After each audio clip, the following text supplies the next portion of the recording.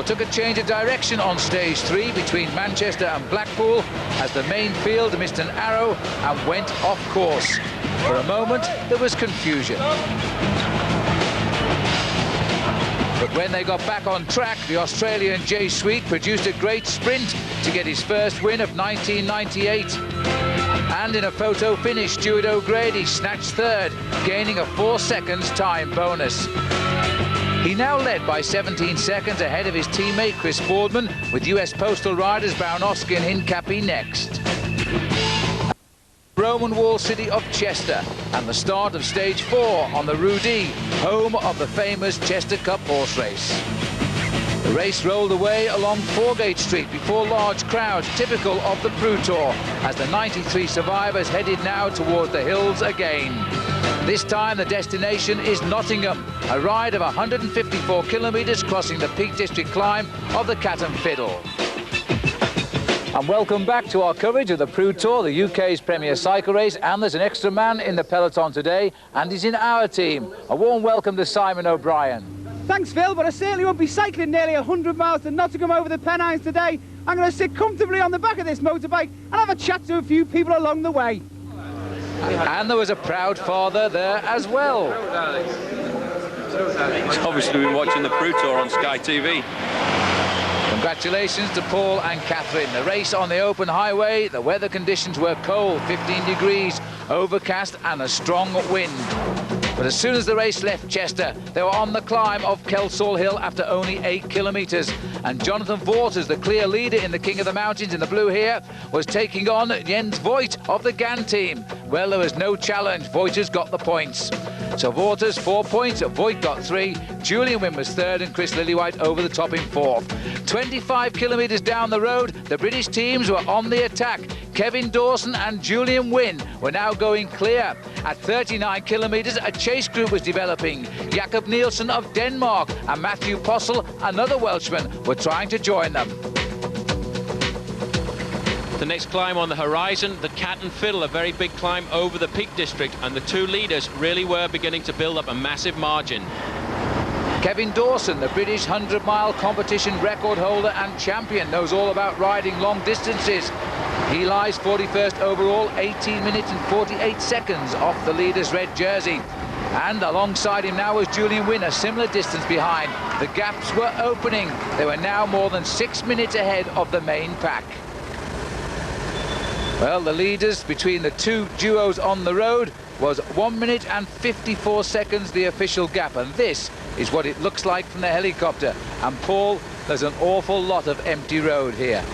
There certainly is. That time gap corresponds to around about 1 mile or 1.5 kilometres. You can just see what that looks like from the air here, because the two leaders are an awful long way up the road. You can just see the convoy of cars behind them, and those are the two men in the lead, and they've been at the front of this race since the 16th mile, 25 kilometres covered, and they're going out for a very long attack.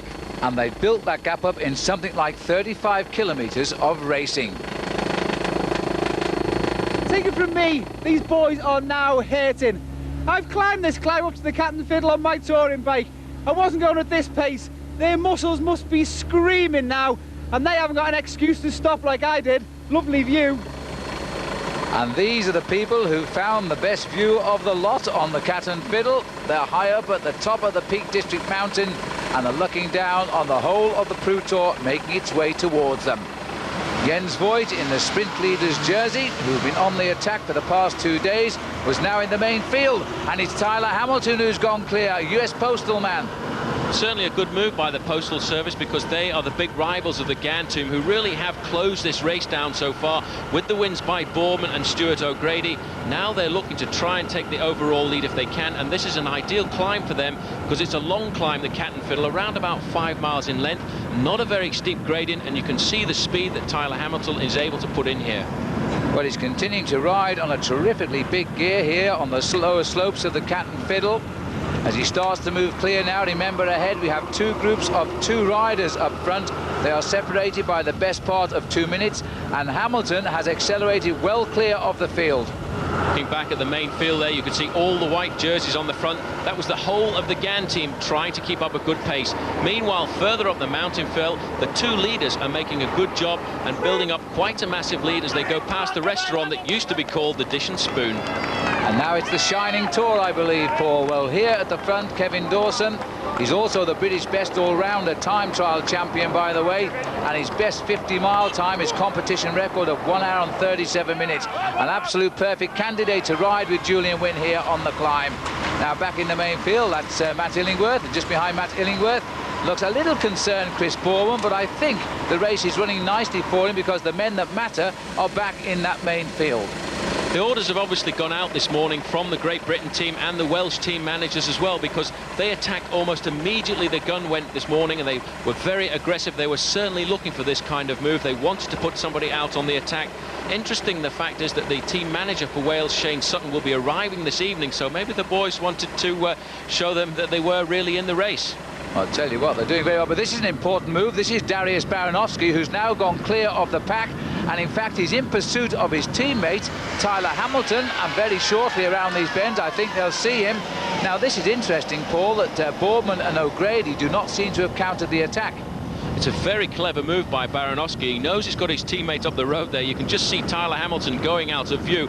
I can't understand why the GAN team allowed him to go clear unless they feel that they're strong enough to control all of these attacks, and they want to keep the team together. By chasing quickly on a climb, you could in fact blow the team apart, so maybe that's why they've just let them go clear at the moment, but it's a dangerous thing to do. An interesting move, and a brave one too by Baranowski, because overnight he is just 29 seconds off the red jersey of Stuart O'Grady. They are not going to allow him too much lead, I wouldn't think. Let's go back to the top of the Cat and Fiddle. The wonderful huge crowd here, many of them cycling enthusiasts cheering over Kevin Dawson. The Great Britain boy goes over first, and the man from Abergavenny on the Welsh team, Julian Winn, passes over in second. They are not competing against each other, Paul. I think they'll share the prizes here. Their ambition is to get to the finish. Certainly an important thing for them is to build up a good lead. Baranowski further down the climb of the Cat and Fiddle, though, still hasn't caught up with his teammate Tyler Hamilton, and looking back at the main field, still all the white jerseys on the front there. That's the GAN team trying to control him. Well, the Cat and Fiddle, in fact, is a fairly steep climb, but it's very exposed, and you can see the riders for many kilometres in places. This is for third and fourth over the top, and Jakob Nielsen of Denmark getting a first prize, I think, for the Danish young riders on this race. And just behind there, Matt Postle for Wales in fourth. There's the confirmed result as they go over the top of the Cat and Fiddle. They're making their way down towards Buxton now. Well, I don't know if you heard a little bit earlier. In fact, Baranowski whistled here to Tyler Hamilton to wait for him. Hamilton has done just that. The two US postal professionals are now together, and that should ring warning bells in the main field right now. Certainly should. You can see there's still no major reaction in the main field. Still the GAN boys on the front. The two US postal riders working together could pull themselves back into the race. This could be very important.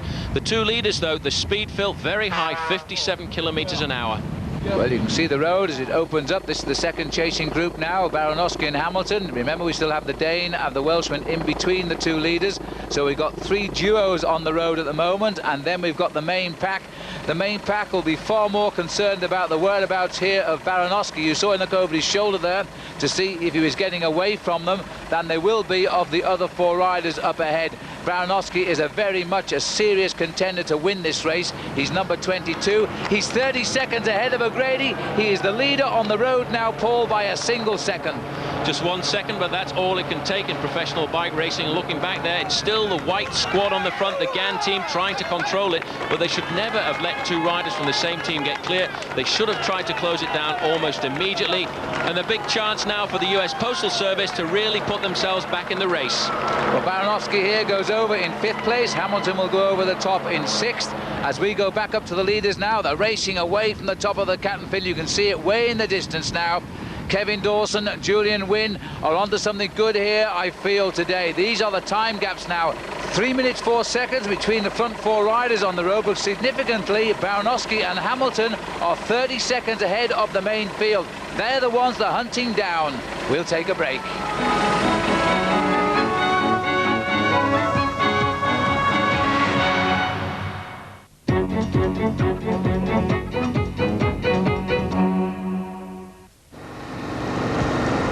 Well, welcome back to our coverage of the PruTour. These are the two men. The main field are still hunting, Baranowski and his teammate Tyler Hamilton.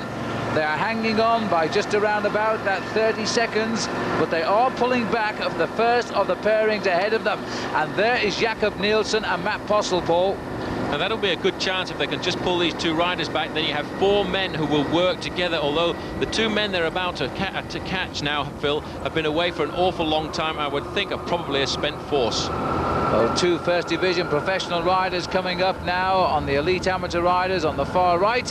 They're moving across and joining the boys from the US Postal Service. Now four of them, what can they do? These are the two leaders. They still are holding on to a very comfortable lead, and they're looking pretty cool. They certainly are. It's amazing their gap has stayed very constant over the last 20 or 30 kilometres. They've not lost anything at all, especially on the fast downhill descent into Buxton. But now you can see the main field, always led by the GAN team, starting to pick up the pace a little bit, thinking about the danger of a man like Dariusz Baranowski, who is a very talented bike rider. Well, the rest of the field know that the GAN riders must chase now with a man who's lying third overall and technically the race leader on the road. So they've got to hunt him. In fact, he's no longer the race leader on the road. That gap is now down to 17 seconds. So the boys from the GAN team are doing their job well. Team manager Johnny Welts up alongside Baranowski here, probably telling him what the situation is behind, letting him know that the GAN team are doing an awful lot of work here at the front. Baranowski finished the Tour de France last year in 87th position, but in future years, I certainly feel this man has a good crack at finishing in the top 20. Well, I would agree, because he's been around a long time, but he's only a very young man. Now, the bottom figure on that board, 4 minutes 57 seconds, I think it says. That's the gap between these two leaders and the riders behind. So it's still a healthy lead, Paul, although it was up to almost 8 at one stage. The real reason it's come down quite dramatically is because of the pressure of the GAN team chasing Dariusz Baranowski, but Baranowski's got a flat tyre, so that will put an end to his hopes there. You can see the main field coming round the corner, a very slow wheel change there from one of the neutral service cars, and Baranowski now is going to be in the main field. Well, Baranowski looks a little bit disgusted there. He's left standing on the roadside. He's seeing the pack go by. His lead, don't forget, was about 17 seconds when he got that flat, so he was going back towards this bunch. They'd be relieved to see him. They gave him a good look as they went by. You can actually see the relief on the faces of the GAN riders here. They're very happy to have pulled Baranowski. A few alarm bells, I would think, ringing there, but now they've got the race back under control. That, in fact, is a good move for the two leaders, because now I think they'll slow down for a few more kilometres. Well, even the fact the riders who are with Baranowski have also slowed down, because here they are. Nielsen is going to be the first to be picked up by the GAN boys, and just ahead is Tyler Hamilton and Matthew Postle. So we have a complete field now with just the two British riders out in front, and they still have a good lead. Now the GAN boys, Chris Boorman here talking to his teammates, I think he'd be content now to say they've reeled in the danger man. The momentum of the race going towards Nottingham is likely to pick up the two leaders. It certainly is. They're going to say now it's up to the teams of the sprinters who really would like to win if they want to come to the front and chase it down. Well, the riders are bound for the city of Nottingham. There it is, the River Trent, home of the famous rowing centre at Home Pier Pont, and the city making ready now to welcome the riders on the PruTour. And the youngsters of Nottingham get their chance, as they do in every Finnish town, to have a little bike race of their own. Plenty of good, friendly competition, although it always is hard fought. And they can meet personalities such as Stephen Roach, the winner of the Tour de France, Russell Williams, a veteran world champion, and Hugh Porter, a former world champion. Also there today, TV personality John Leslie. And amongst the prizes are mountain bikes. They have a great time out. Welcome back. It's still Julian Winn from Wales and Kevin Dawson from Great Britain with the gap before the rest of the pack. But can the big boys from GAN and the US Postal team rein them in the sprint finish towards Nottingham? We'll find out. We certainly will, Simon, and these boys hope that they don't rein them in, because remember, they went away at around 24 kilometres today. They went away with all of the big climbs ahead of them, and as we come to the closing kilometres, this is Jay Sweet on the left of our picture, and Guillaume Auger is the other rider, both on the Big Mat team from France, and it looks as though Jay Sweet is in a little bit of pain there. The winner of yesterday's stage into Blackpool has gone down. His teammate there trying to encourage him, but it's because just a small amount of rain has just wetted the road a little bit there. It's made it very slippy, and again the advantage to the leaders. 5 kilometres remaining and still 3 minutes 14 to go. Well, whichever distance you think in, 5 kilometres or 3 miles, that is a good gap, Paul. 3 minutes 14. They've got to concede now a minute a mile. That's a tough option for the bunch. Very difficult option for the bunch, but there is a tough climb coming into Nottingham where they could lose around about 1.5 minutes. But these two riders still look pretty fresh, and I think the fact they've got that big lead will encourage them. Still attacks coming off the front of the main field. This is one of the Big Mat Aubert riders. This is Stéphane Berger of France. Well, I presume they're aware that Jay Sweet and Guillaume Auger are chasing behind. They're not going to get back into the field today, but they're not too worried about that, I wouldn't think. And the Big Mat boys are going out looking, hopefully, to bring in the two leaders and snatch a stage win. Well, this is Stéphane Berger. This French team has ridden very well in this race. They've got one win to their credit with Jay Sweet, who shot down to finish outside the Blackpool Pleasure Beach yesterday and take the victory. These two riders are holding on big time. John Herity, a former professional bike rider, and now part of the setup that looks after the World Performance team for Great Britain, cheering on what he hopes will be a home win today. Herity now knows, I think, these two riders are going to fight out the sprint, and a few words of advice to his man on the front riding for Great Britain, and he realises just exactly what he has to do in the sprint. Herity himself was a very good sprinter, so he'll have some good tips to give. Vyatoslav Yekimov of US Postal Service is there, right on the front.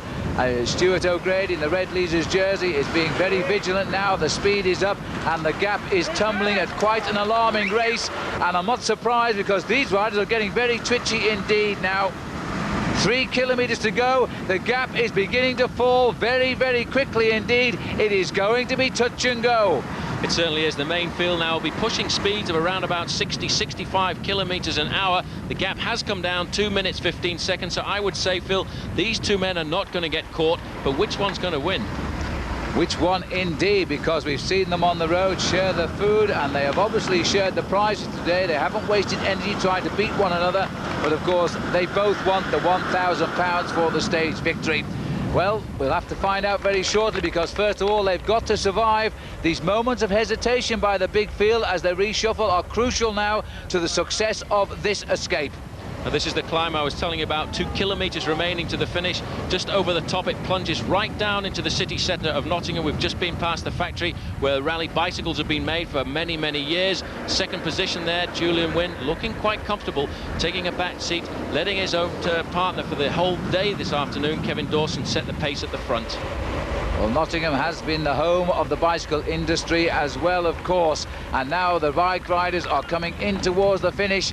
The Big Mat Aubervilliers team are right on the front in those reddish-coloured jerseys, but now we've got Jens Voigt, and he has been such a bonus to the team of Gann. He is so strong bringing them up. Now it looks as though Julian Winn is trying to ride away from Kevin Dawson. They're down to 1 minute and 8 seconds. It is going to be close.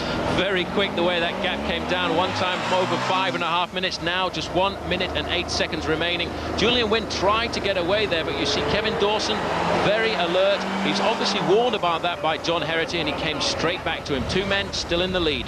And Jens Voigt still leading the charge from the race as two of the Big Mat boys are trying to go clear. This is the man who finished third a couple of days ago, Ludovic Auger, who's on the front here. And he's trying to jump at the very last knockings here and get at least a third place finish again.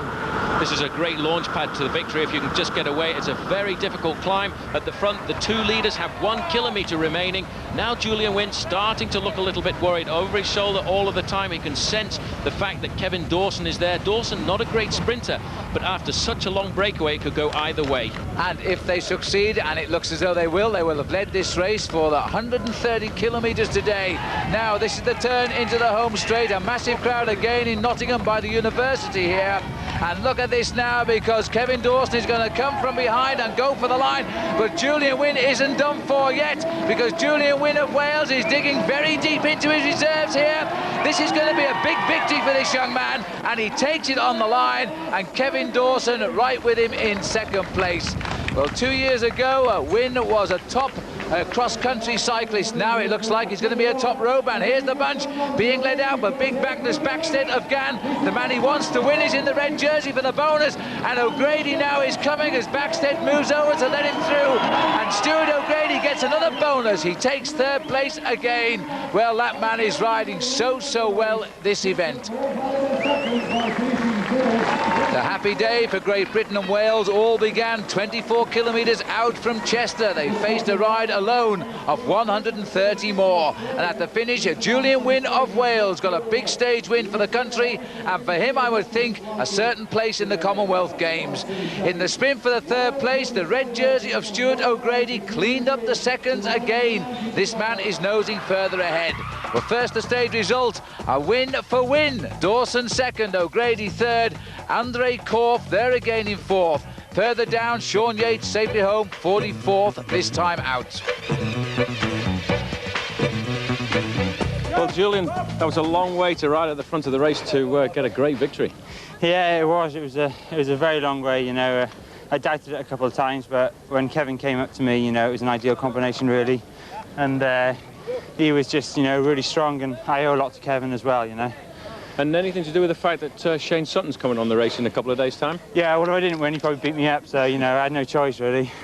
Did you think, though, once you got out there on that early breakaway, that you could stay away? Because you've ridden these kind of races before, and when the big guns start to roll at the end, it's hard to hold them off. Well, I knew it was a matter of getting 3 or 4 minutes, and once the motorbike came along and said that, I started to think, you know, got a good chance here, and just put my head down and just hope for the best, really. Pretty chuffed to get a win like that? Absolutely brilliant. Made up, mate. Well then. Cheers, thanks a lot. Made if you should be, Julian. That was a great victory, and now the spoils of that victory, and it really is worth it, isn't it? So Julian Winn got the stage, but overall, no real change. But of course, O'Grady now has moved out to 21 seconds ahead of the rest. Chris Bourman holds second, and none of these riders change in their positions as they were at the start of the day. Chris Newton still in there in 6th place for Team Bright Voice. Champagne being sprayed by the overall leaders of this tour. Their coloured jerseys now fresh and renewed at the end in Nottingham. O'Grady is the race leader. O'Grady is also the points leader. Jens Voigt is the sprint leader. Waters is the king of the mountains.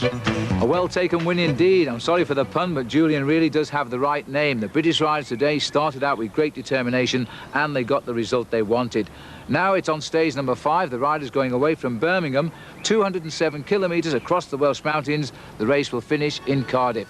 Stay with us here on Sky Sports and enjoy this event. Goodbye.